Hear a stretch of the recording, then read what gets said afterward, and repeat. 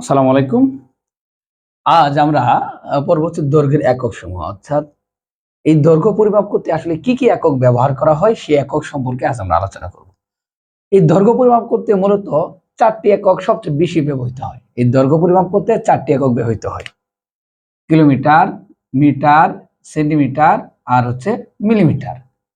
তাহলে কিলোমিটারকে সংক্ষেপে বলে কিমি, মিটারকে সংক্ষেপে বলে মি, সেন্টিমিটারকে সংক্ষেপে বলে সেমি আর মিলিমিটারকে সংক্ষেপে বলে মিমি। এখন এই যে একক সমূহ আছে এই এককগুলোর মধ্যে আবার কি আছে, এক একটার সাথে আরেকটার সম্পর্ক রয়েছে। দেখো, এই যে 1 কিলোমিটারের সাথে মিটারের সম্পর্ক কি?